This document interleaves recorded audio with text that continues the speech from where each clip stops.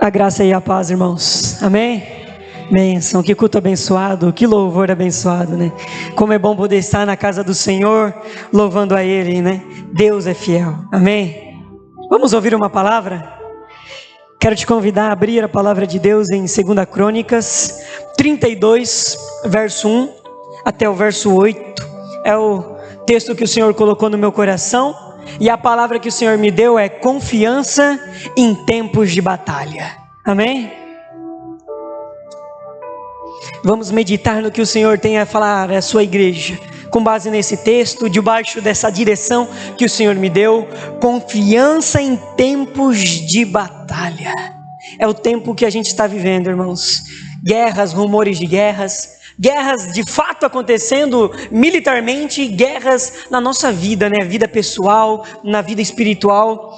E o texto que nós vamos meditar hoje nos dá chaves para vencer estas guerras. Amém?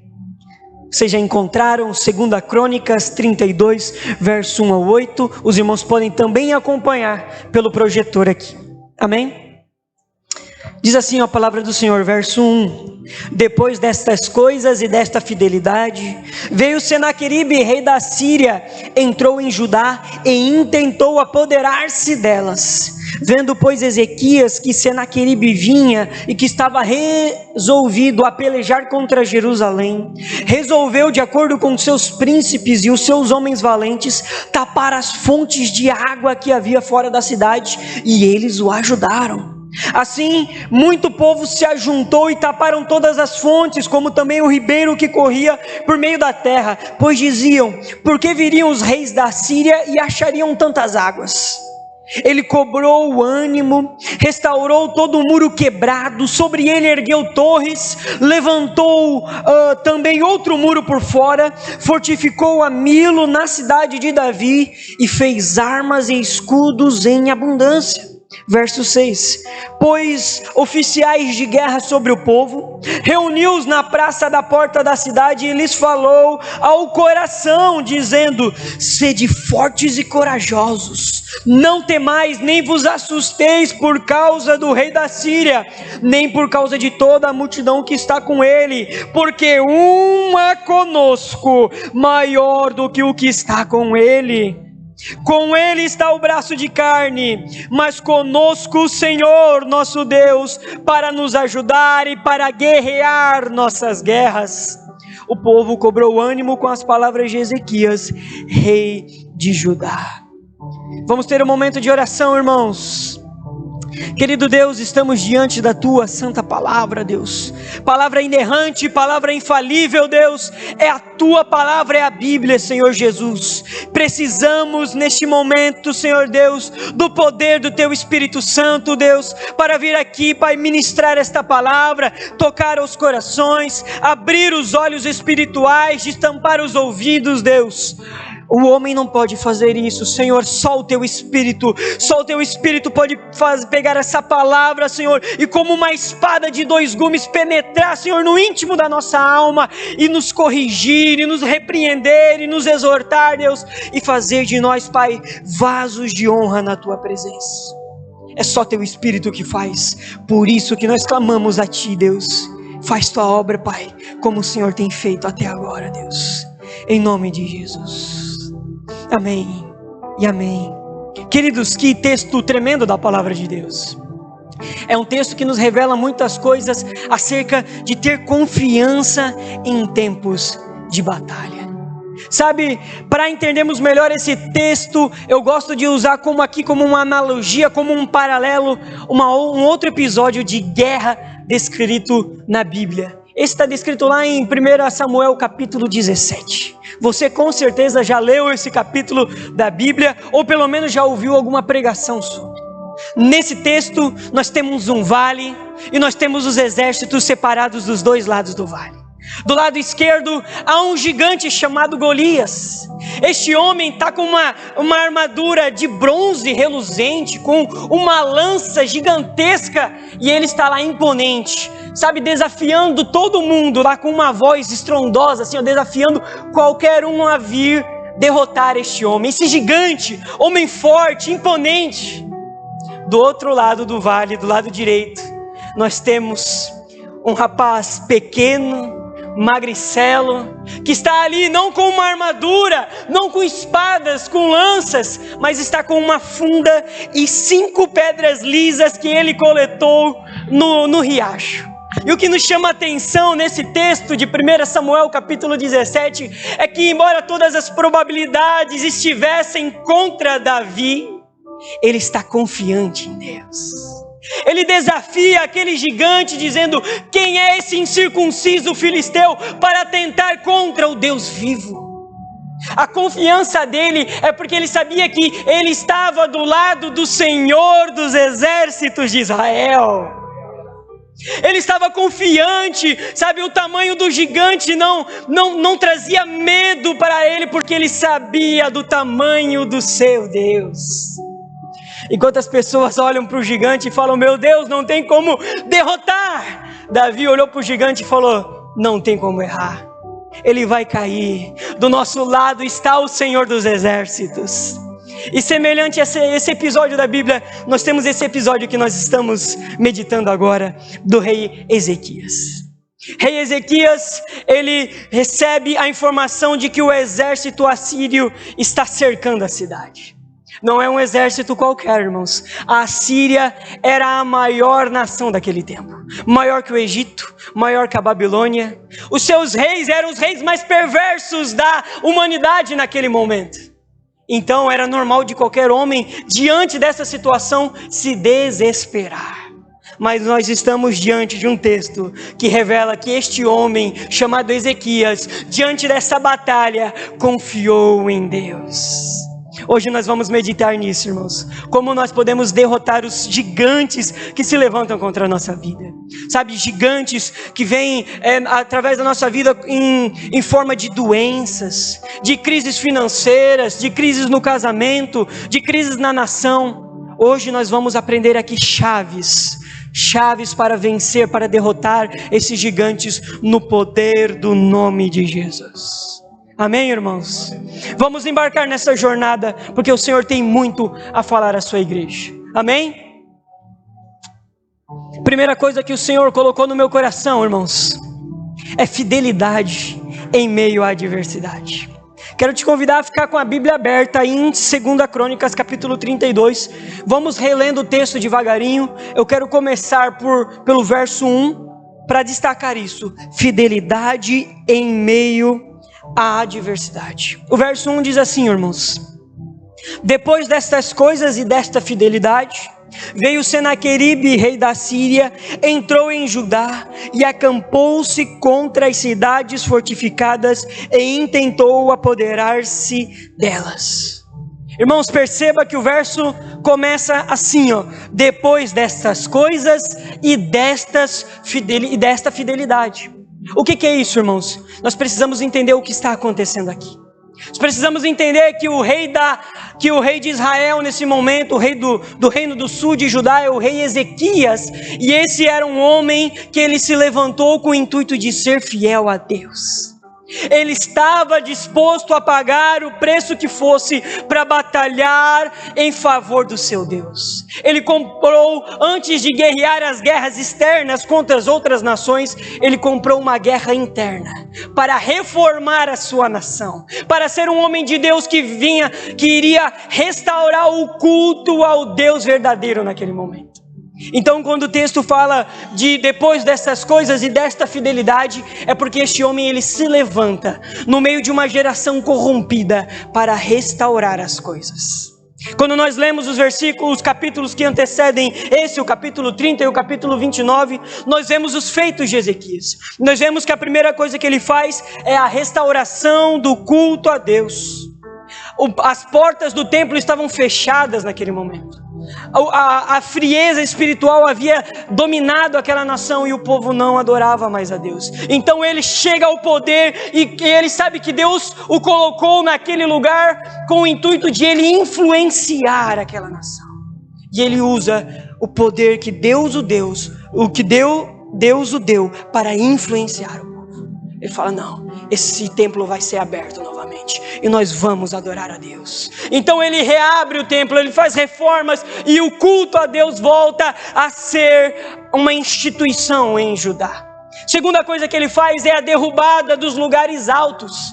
O que é isso, irmãos? O povo, eles iam nos montes para adorar deuses estranhos. E o que Ezequias faz? Vamos acabar com essa bagunça aqui, porque neste lugar, Deus é o Senhor. Ninguém vai adorar nenhum outro Deus aqui, a não ser o nosso Senhor, porque nós vivemos uma teocracia. Israel é uma nação cujo Deus é o Senhor. E ele faz isso, irmãos. E por fim, a última coisa que ele faz, ele volta a celebrar a festa da Páscoa, que era a festa onde eles relembravam os grandes feitos de Deus no passado, como Deus havia libertado aquela nação do Egito de forma milagrosa. Então ele faz novamente essa festa em Israel. E o texto nos diz que depois de todo esse esforço por parte do rei Ezequias, depois de todas essas coisas e desta fidelidade, veio Senaqueribe, rei da Síria, entrou em Judá, acampou-se contra as cidades fortificadas e intentou apoderar-se delas. Depois da fidelidade veio a prova. Eu fico pensando no rei Ezequias, talvez ele estava pensando, meu Deus, será que vale a pena ser fiel a Deus? Porque ele gastou todo o seu capital político, ele gastou todas as suas energias, suas forças, seus recursos para ser fiel a Deus. Ele havia perdido tudo e em resposta, o que ele recebe? Ele recebe, irmãos, prova. Ele recebe luta, ele recebe um momento de dificuldade em sua vida. Eu fico pensando que a mesma coisa deve ter pensado Jó, porque a Bíblia diz que Jó era fiel e temente a Deus. E o que ele ganha em troca? Ele perde seus filhos, ele perde seus bens, ele perde a sua saúde. Talvez esses homens se pensaram, meu Deus, será que vale a pena ser fiel a Deus? Talvez você, meu irmão, está passando por um momento de luta na sua vida. Talvez você está passando por um momento difícil também e também está a se perguntar, será que vale a pena mesmo ser fiel a Deus? Desde quando eu entrei aqui nessa igreja é só luta, parece que as coisas não vão para frente, eu me empenho em ser fiel a Deus, mas é só luta. Permita-me responder aqui, irmãos, biblicamente, por que vale a pena ser fiel a Deus? Amém? Primeira coisa que eu quero destacar aqui, é que vale a pena ser fiel a Deus, porque os sofrimentos presentes não se comparam com a glória futura a ser revelada em nós. Romanos capítulo 8, versículo 18 nos fala isso, irmãos.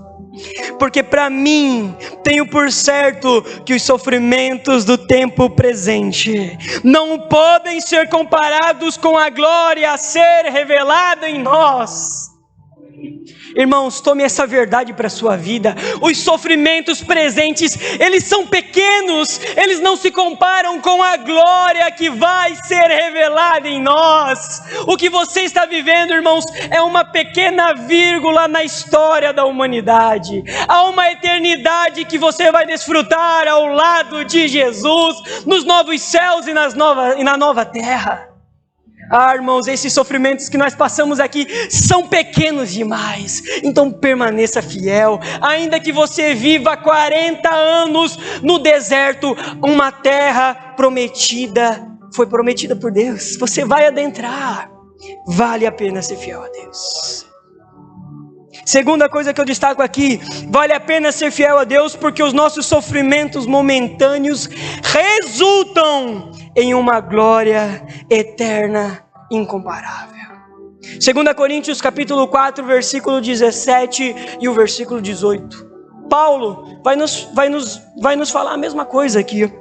Porque a nossa leve e momentânea tribulação produz para nós eterno peso de glória, acima de toda a comparação, não atentando nós nas coisas que se veem, mas nas coisas que se não veem, porque as que se veem são temporais, e as que se não veem são eternas. Então, o que você está passando aí, irmão, é leve e momentâneo. Talvez você esteja pensando, não, pastor, não é leve, não é é momentâneo. Já faz anos que eu passo por essa escassez, já faz anos que eu sofro e não é leve. O pastor não sabe o que estou passando na minha vida, mas não é que é leve, momentâneo comparado com a vida de outra pessoa. É leve, é momentâneo comparado à glória, comparado à eternidade que você vai habitar com Deus. Permaneça fiel, meu irmão. Continua firme nos caminhos do Senhor. Não se desvie nem para a direita, nem para a esquerda, irmão. Deus é contigo. E a terceira coisa que eu quero destacar aqui é que vale a pena ser fiel a Deus, porque o homem que persevera nas provações será abençoado e receberá a coroa da vida. Tiago capítulo 1, verso 12. Bem-aventurado o homem que suporta com perseverança a provação, porque depois de ter sido aprovado, receberá a coroa da vida, a qual o Senhor prometeu aos que o amam. Irmão, se nesse momento você está usando a coroa de espinhos, saiba que é uma promessa, que se você permanecer fiel na provação, Deus vai te entregar uma coroa incorruptível. Sabe, e essa coroa que a gente vai receber, a gente não vai ficar se vangloriando com essa coroa lá no céu. Olha o tamanho da minha coroa. Quando eu leio Apocalipse, eu vejo que está tendo um culto nos céus, e os sacerdotes, o que eles fazem? Eles tiram as suas coroas e eles jogam aos pés de Jesus. É por isso que nós cantamos aqui: coroamos a ti, ó Rei Jesus. Nós vamos receber uma coroa, irmãos, com muitas pedras, e nós vamos jogar aos pés de Jesus, porque a glória é de Jesus, porque o louvor é de Jesus. Amém, irmãos? Então permaneça fiel no sofrimento. Ezequias foi fiel e mesmo assim passou por um momento de luta, mas o que Ezequias fez? Ele continuou sendo fiel a Deus. Jó também, Jó não entendeu, Jó não sabia o que ele estava passando, mas ele foi fiel a Deus. Ele disse: ainda que ele me mate, nele esperarei. Irmãos, você não precisa entender o sofrimento, você não precisa compreender o que está acontecendo, você só precisa crer nas promessas do Senhor e permanecer fiel. Amém? Se essas promessas, irmãos, do reino futuro não forem suficientes para te dar a combustão para permanecer fiel, lembre que há uma promessa. Sabe, nós servimos um Deus que controla todas as coisas. Ele está na central de comando de todo o universo. E sabe o que esse Deus prometeu? Ele disse que todas as coisas cooperam para o teu bem. Então, se ele disse que o sofrimento, que as dores, sabe, que o momento difícil que nós passamos cooperam para o nosso bem, é porque eles cooperam para o nosso bem.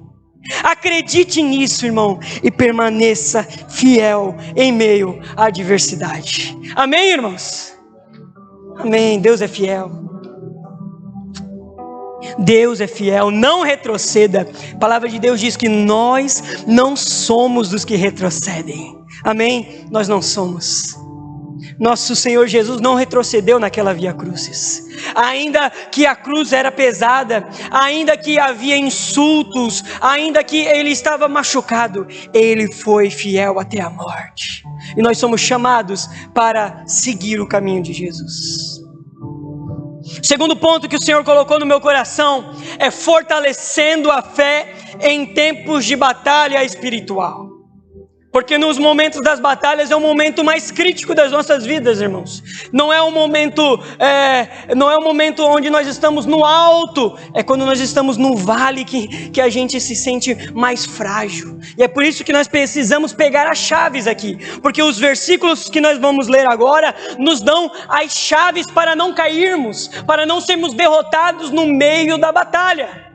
Acompanhem comigo, por gentileza, dos versos 2 até o verso 5 de 2 Crônicas, capítulo 32. Para a gente entender como nós vamos fortalecer a fé em tempos de batalha espiritual. Diz assim, ó: vendo, pois, Ezequias que Senaqueribe vinha e que estava resolvido a pelejar contra Jerusalém, resolveu, de acordo com os seus príncipes e os seus homens valentes, tapar as fontes de água que havia fora da cidade, e eles o ajudaram. Assim, muito povo se ajuntou e taparam todas as fontes, como também o ribeiro que corria pelo meio da terra, pois diziam: porque viriam os reis da Síria e achariam tantas águas. Ele cobrou ânimo, restaurou todo o muro quebrado, e sobre ele ergueu torres, levantou também outro muro por fora, fortificou a Milo na cidade de Davi, e fez armas e escudos em abundância. Então veja, irmãos, o que está acontecendo aqui. Diante da notícia de que o rei Ezequias estava vindo e estava cercando Jerusalém, Ezequias, ele toma uma decisão. Ele decide que ele vai tampar as fontes de água que há fora da cidade. Ele decide que ele vai restaurar os muros quebrados, que ele vai criar novos muros por fora, e ele vai levantar torres para o lado de dentro. Sabe, ele não faz nenhuma coisa nem duas, ele faz várias coisas para proteger a sua nação. A lição que nós aprendemos com isso, irmãos, é que diante do ataque do inimigo, diante das tentações do mundo e da nossa carne, nós temos que fazer alguma coisa.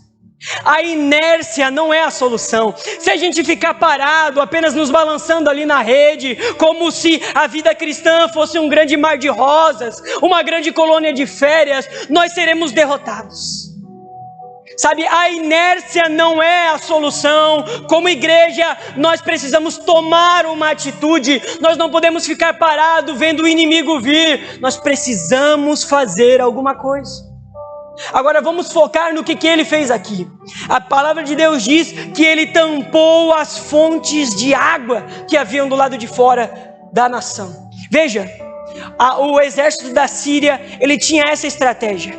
Eles cercavam a cidade para que as pessoas não saíssem dali para conseguir comida, para negociar, para que a cidade fosse enfraquecendo, a ponto deles serem destruídos pelo exército inimigo. Mas Ezequias pensa, lá do lado de fora da cidade há uma fonte de água a qual o inimigo pode ter um suprimento e ele pode ficar mais forte. Então a gente não pode fornecer ao inimigo meios pelo quais ele vai crescer, meios pelo quais ele vai ter suprimento, ele vai ter forças. Sabe o que isso significa no reino espiritual? É que diante, dos ataques do inimigo, a gente não pode, dar brechas. A gente não pode, dar suprimento para o inimigo, não pode dar motivos para o inimigo nos atacar. Nós temos que tampar todas as fontes das águas. Nós não podemos alimentar o inimigo, nós não podemos alimentar a nossa carne, irmão. Porque se a gente alimenta a nossa própria carne, ela vai ficando forte, e ela vai derrotar o espírito. É o que a palavra de Deus diz, que há dentro de nós uma guerra entre a carne e o espírito. Se a gente não tampar as fontes das águas que há lá fora da cidade, a carne vai se alimentar e nós seremos derrotados. Então fique, irmão, atento a isso. Não permita, não fique alimentando, atitudes que vão te levar a cair. A outra atitude que o rei Ezequias fez foi a restauração dos muros e a criação das torres. Sabe o que isso fala? Isso fala de proteção. Nós não podemos estar expostos ao ataque do inimigo. O jeito que os exércitos são derrotados é quando, a fragilidade deles fica exposta. Daí o inimigo sabe como agir. O rei Ezequias aqui está levantando muros, construindo torres para proteger a sua nação. A sua nação não podia estar exposta ao ataque do inimigo. Da mesma forma nós, irmãos, nós não podemos ficar em lugares onde nós estamos expostos à tentação. Eu me lembro agora de uma vez em que perguntaram para o grande pregador Billy Graham se ele tivesse fechado em um quarto com uma mulher, se ele iria adulterar. Ele respondeu da seguinte forma: eu iria adulterar. É por isso que eu nunca fico fechado em nenhum quarto com outra mulher que não seja minha. É o que esse texto está dizendo aqui, irmãos. Nós precisamos construir torres, nós precisamos construir muros para nos proteger, irmãos. Nós não podemos viver como se a nossa carne não quisesse o que ela quer. Nós não podemos viver como se o inimigo não estivesse ao nosso derredor, rugindo como um leão para nos destruir. Nós temos que estar atentos, irmãos. Gálatas capítulo 5, versículo 16, versículo 17. Digo, porém, andai no Espírito e jamais satisfareis a concupiscência da carne. Porque a carne milita contra o Espírito contra a carne, porque são opostos entre si, para que não façais o que porventura seja do vosso querer. É isso, irmãos. Nós estamos em guerra. Se a gente alimentar o inimigo, se a gente deixar as fontes das águas abertas, dando suprimento para o inimigo, ele vai ficar forte e ele vai nos derrotar. Mas a resposta para nós está aqui no próprio versículo. Digo, porém, andai no Espírito e jamais satisfareis as concupiscências da carne. A melhor forma de se defender não é só ficar na defensiva, é ir para o ataque.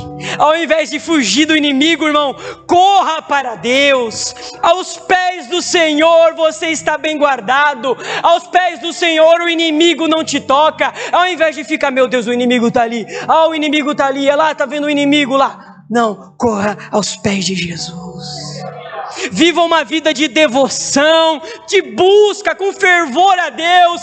Ali o inimigo não te toca. Nos santos dos santos o inimigo não te toca. Nos santos dos santos não entra a tentação, o pecado. Ali você está muito bem guardado. Corra para Jesus. Sabe, o véu foi aberto, irmãos. O sangue de Jesus foi derramado na cruz do Calvário e nós podemos ter acesso a Jesus, a presença de Deus, sem intermediários, sem santos. Não, é nós e Deus. Não desperdice esse privilégio.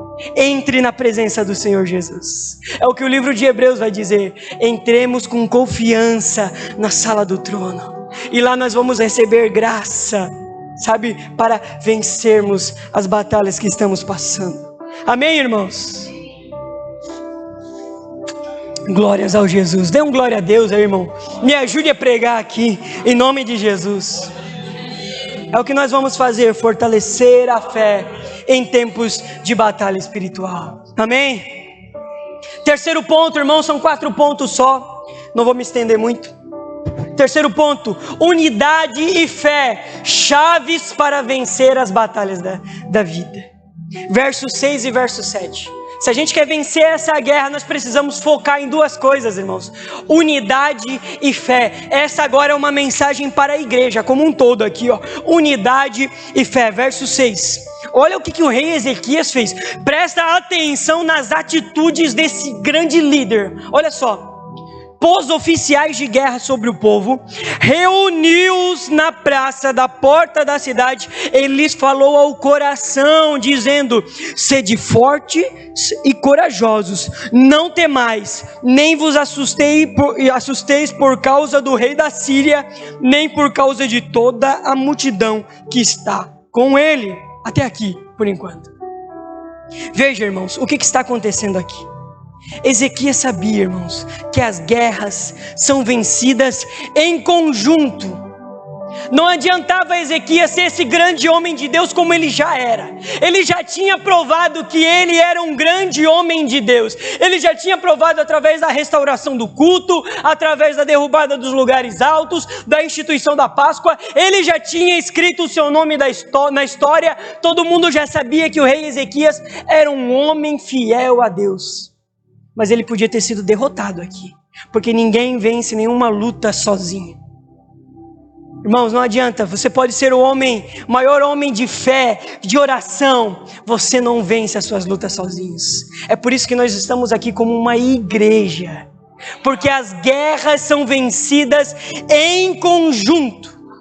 É por isso que o rei Ezequias, ele reúne o povo e ele fala aos corações. Não adianta ele ser um homem cheio de poder, mas ter um exército de gente que não ama a Deus, que não está nem aí para Deus. Ele seria derrotado. E imagina que vexame.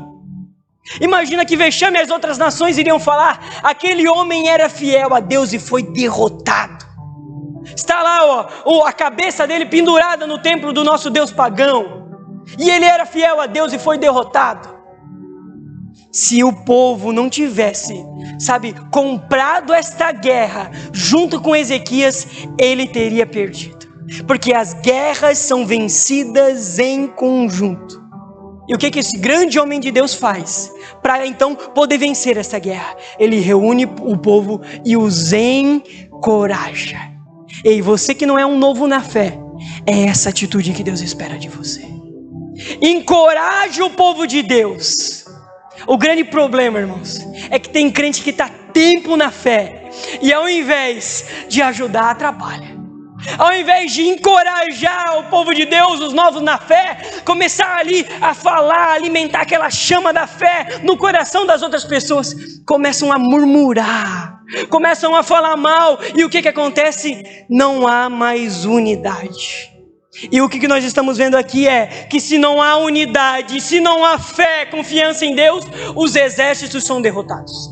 Nós perdemos as batalhas. Ainda que tenhamos, uma estrutura aqui que, nossa, a estrutura aqui agora vai, olha só esse púlpito, olha só essas paredes, esses instrumentos, agora vai. Mas irmãos, se não haver unidade e se não haver fé, nós seremos derrotados. Sabe o que eu aprendo, irmãos, estudando a Bíblia? É que a derrota, ela não está condicionada ao tamanho do nosso adversário. Não está condicionado se o nosso adversário é grande, não está condicionado, se ele é poderoso, se o inimigo é forte, principados e potestades, miríades estão aí fora. Não é isso que vai definir se nós vamos vencer ou não. O que define a nossa vitória é se nós somos unidos e se nós cremos realmente em Deus. Quando nós olhamos para a nação de Israel, nós vemos isso.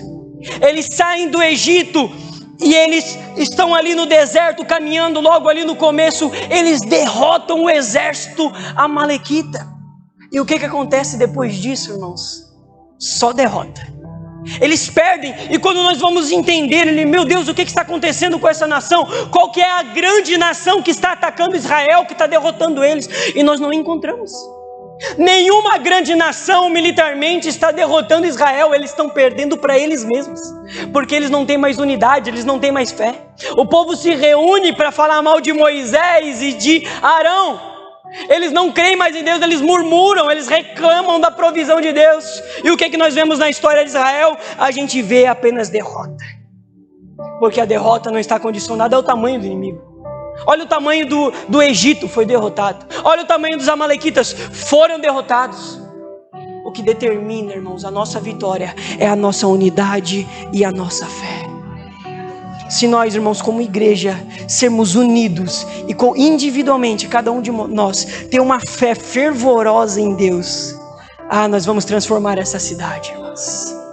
Esse Brasil aqui vai ser pequeno para o que Deus vai fazer. Amém? Vai ser pequeno, Deus vai restaurar vidas, pessoas serão curadas. Todas as promessas que a gente vê na Bíblia acontecerão. Mas irmãos, que tal a gente avaliar se o fato de as coisas não estarem andando na nossa vida não seja por causa desses princípios que nós estamos quebrando aqui, e tomar uma atitude como fez Ezequias. Não é só ficar deitado no sofá, não. Nós temos que tomar uma atitude. Vamos mudar esse quadro. Faça como fez o rei Ezequias. Ele reuniu o povo e ele encorajou. Está na hora de você convidar, essa pessoa aí do seu lado que você não tem muita intimidade. Convide ele para ir na sua casa, tomar um café com você e encoraje ele.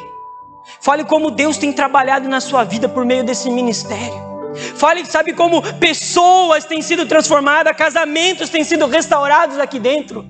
Queridos irmãos, se nós formos unidos, vai ficar pequena essa nação, pelo que o Senhor vai fazer. Porque quando o Espírito sopra, irmãos, ele abala os alicerces do reino presente.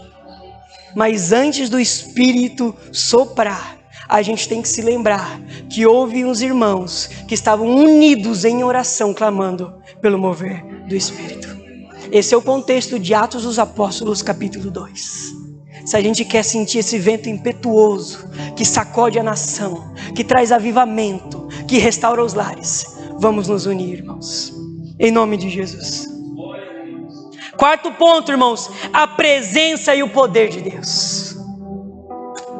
Vamos meditar nessas verdades, porque quando eu comecei a meditar palavra por palavra e ver nesses versículos a presença e o poder de Deus, eu fiquei, irmãos, constrangido do tamanho do nosso Deus.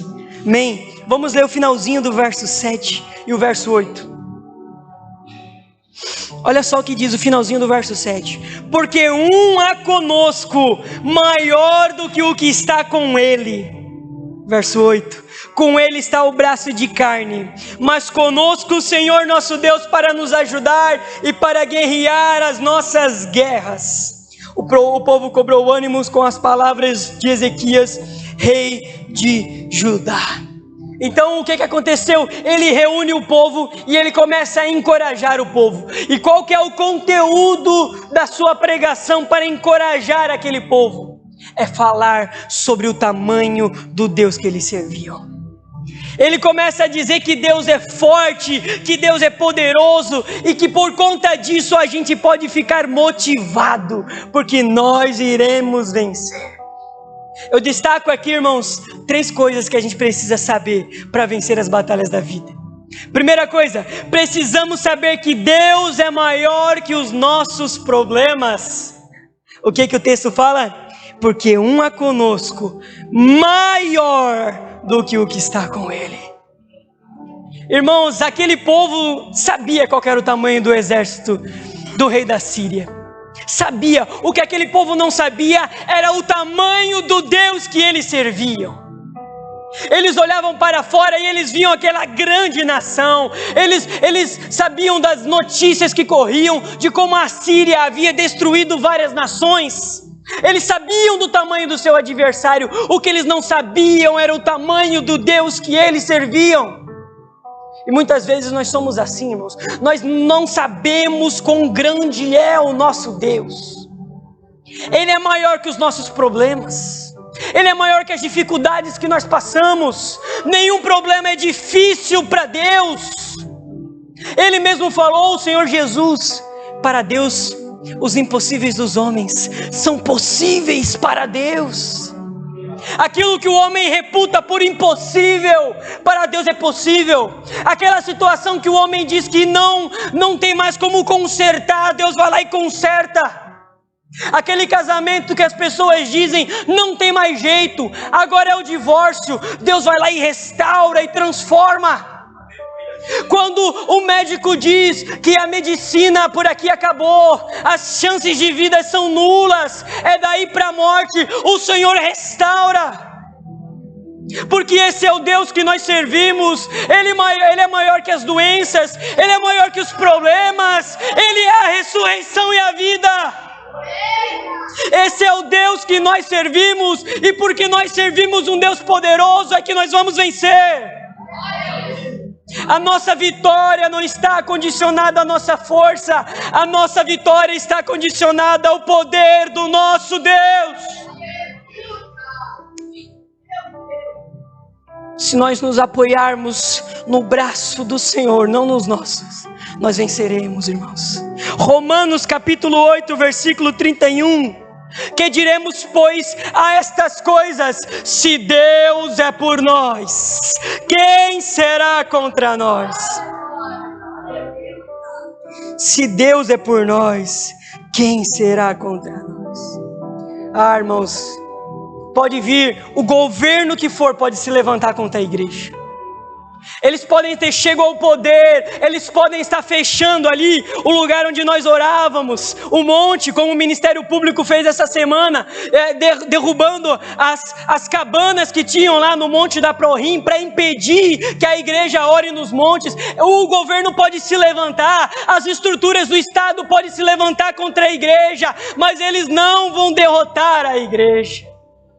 O Coliseu não parou a igreja, irmãos. As perseguições não pararam a igreja. Nero, Constantino, nenhum rei, irmãos, desse presente século parou a igreja. Nem Hitler, nem Stalin, nem Lenin, nem Mao Tse Tung, nenhum dos reis da terra que se levantaram contra a igreja impediram que nós estejamos aqui hoje. Eles tentaram, irmãos, mas eles foram derrotados, porque maior é o que está conosco do que o que está com o mundo. Segunda coisa que eu quero destacar aqui, precisamos saber que Deus está conosco. Não é que Ele é só maior que os nossos problemas, porque olha só, meus irmãos, eu vou ler aqui novamente. Porque um é conosco maior do que o que está com Ele. Não é que Deus é apenas maior que os nossos problemas, Ele é maior que os nossos problemas e Ele está conosco. Nós não estamos sozinhos nesse barco, irmãos. Deus está conosco. Deus não nos deixa só. Ele não pegou a sua igreja e vai guerrear aí, enfrenta os inimigos aí, vai. Não, Ele está conosco guerreando as nossas guerras. Quando nós nos levantamos para pregar o Evangelho, o que Jesus disse? E eis que estou convosco todos os dias, até a consumação dos séculos. Você não está só. Talvez você está pensando, meu Deus, sozinho eu não vou conseguir, mas as minhas forças estão acabando. Mas Deus é contigo. Me deixa ler aqui Isaías 43, verso 2. Irmãos, quando eu ler esse versículo, dê um glória a Deus aí, por favor. Isaías 43, verso 2. Quando passares pelas águas, eu serei contigo. Quando pelos rios eles não te submergirão, quando passares pelo fogo não te queimarás, nem a chama arderá em ti. Deus é conosco, irmãos. Deus não prometeu que nós não passaríamos por momentos difíceis, mas prometeu que estaria conosco todos os dias.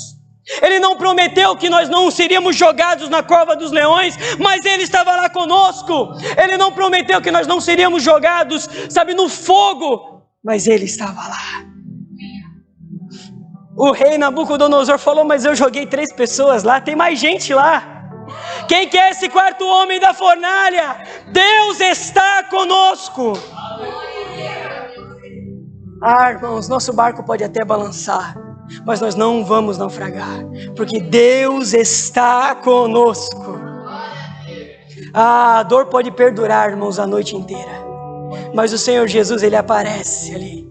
Ele sempre estava ali guiando o nosso barco. Ele balançou sim, mas Ele não naufragou, porque o Senhor Jesus está conosco. Amém?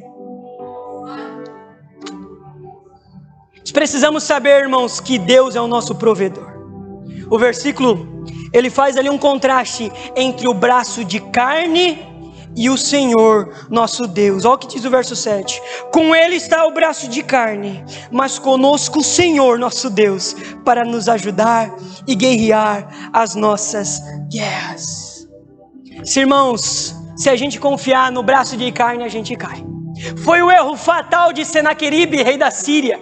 Ele pensou, eu sou sábio, eu conheço as estratégias de guerra, eu destruí muitas outras nações, olha o tamanho dos meus exércitos, as suas armas, da tecnologia de guerra que nós temos, nós vamos vencer aquele povo. Eles confiaram no braço de carne, mas aquela nação, guiada pelo rei Ezequias, confiou no poder de Deus, e eles venceram. Nos versos que nós estamos lendo aqui, não dizem como foi a vitória. A vitória, irmãos, foi da seguinte forma: aquele povo clama a Deus, aquele povo busca o Senhor Jesus, busca o Senhor Deus, e Deus envia um anjo, não 2, não 3, não 1000 anjos, manda um anjo, e um anjo mata 180.000 soldados da Síria. Aquele povo foge, com medo daquela nação. O rei da Síria confiou no braço de carne, enquanto o povo de Israel, de Judá, confiaram no Senhor nosso Deus. Irmãos, nas lutas que você passa, não confie na sua própria sabedoria. Não confie, irmãos, em seu próprio braço. Se a sua vida, se a sua alegria, se o seu bem-estar está condicionado ao seu desempenho no seu trabalho, a sua sabedoria, você está confiando no braço de carne. Tudo isso falha, irmãos. Os recursos humanos, eles falham, eles acabam. Se você, está se apoiando nos seus bens materiais, eu quero te lembrar que os bens terrenos, a traça e a ferrugem, elas corroem. Se apoie no poder do Senhor nosso Deus. A palavra de Deus vai dizer: maldito é o homem que confia no homem, que faz da humanidade imortal a sua força. Quero te desafiar hoje a confiar no Senhor nosso Deus. Quero te convidar hoje, a renovar a sua fé no Senhor. Foi mostrado aqui, irmãos, por A mais B, que Deus está no controle, que Ele é conosco, e se nós estivermos firmes em Deus, venceremos a batalha. Amém? Nesse sentido que eu quero te convidar a ficar de pé, para a gente orar. Amém? Deus é fiel. O ministério de louvor pode estar subindo. E vamos ter um momento de oração ao nosso Deus. Deus é fiel, meus queridos irmãos.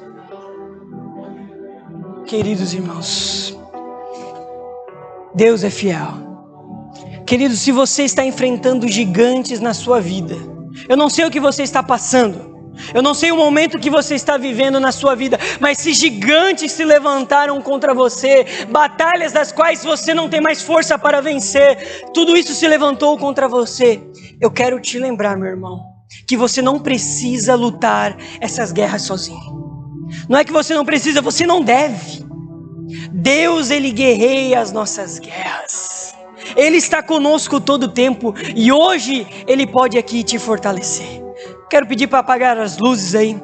Se você, irmãos, quer receber fortaleza nesse momento, se você quer receber um toque do Senhor Jesus, te dando ânimo, te dando encorajamento, se você sente que está fraco para vencer essas guerras da vida e quer receber uma oração, eu quero te convidar, assim como Ezequias fez, a dar um passo de fé, a vir aqui na frente. Nós estaremos orando para você. Nós vamos estar impondo as mãos e declarando, as bênçãos do Senhor sobre a sua vida. Irmãos, você tem essa oportunidade hoje. Os pastores estão aqui prontos para orar por você. Se assim você quiser, se você quiser realmente receber essa fortaleza, essa força de Deus, a oportunidade está dada. Nós vamos estar aqui adorando ao Senhor, buscando a Deus. Aleluia! Porque nós vencemos as nossas batalhas assim, adorando ao Senhor. O inimigo quer nos impedir de vencer, quer tirar as nossas forças, mas Deus está aqui hoje para nos fortalecer, porque é a palavra que sai da boca de Deus que nos dá força. Então feche seus olhos, clame a Deus nesse momento, vamos buscar a Deus juntos por um instante.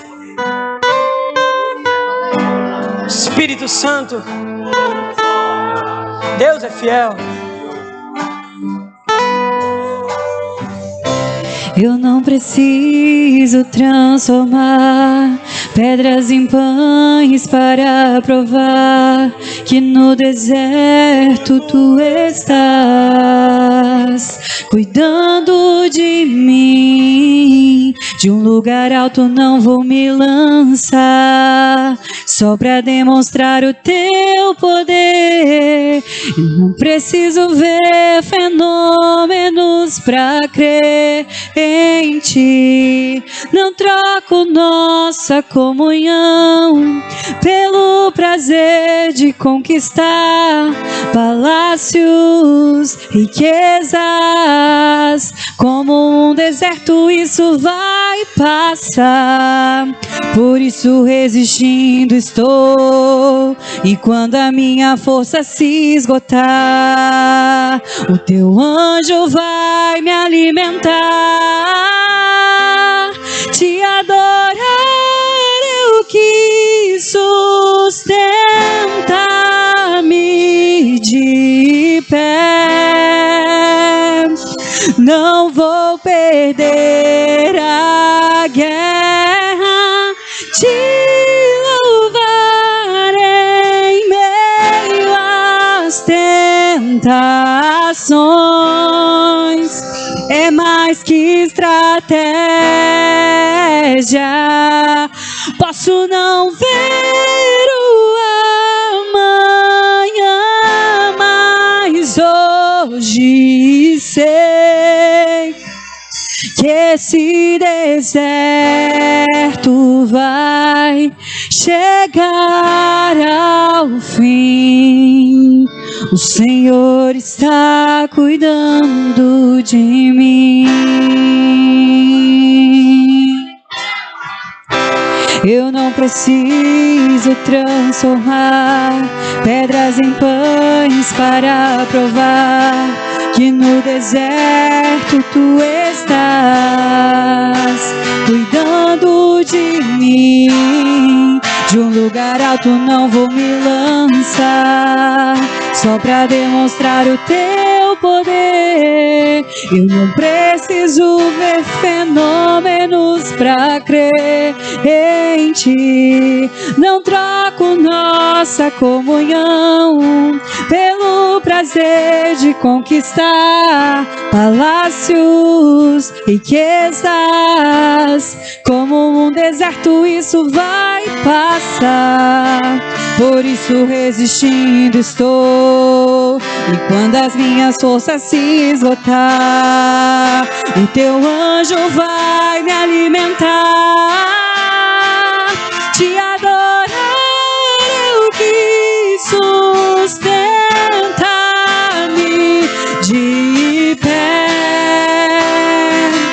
Não vou perder a guerra, te louvar em meio às tentações. É mais que estratégia. Posso não ver o amanhã, mas hoje sei que esse deserto vai chegar ao fim. O Senhor está cuidando de mim. O Senhor cuida da tua vida, irmãos. Hoje Ele está te fortalecendo hoje aqui. Hoje Deus está te dando força, está te renovando, está te restaurando. Não para colocar num museu, não, mas está te restaurando e te renovando para a batalha. Ah, você é um instrumento poderoso nas mãos de Deus. Ah, você faz parte daquilo que Deus vai fazer nessa cidade, irmãos. Deus está te dando força hoje aqui. Deus está te capacitando para batalhar pela fé. Ei, o inimigo não vai te derrotar, não. O inimigo não vai te derrotar. Ele precipitadamente derrotou, decretou teu fim. Mas ele está enganado mais uma vez, porque hoje o Senhor te restaura, porque hoje o Senhor te põe de pé. Ele te põe pela... Se levanta, Ele te levanta. Cuidando de aleluia! Te adorar o que sustenta-me de pé. Eu não vou perder a guerra. Te louvar em meio às tentações. É mais que estratégia. Posso não ver o amanhã, mas hoje sei que esse deserto vai chegar ao fim. O Senhor está cuidando de mim. O Senhor está cuidando de mim. Enquanto você adora, Deus te renova.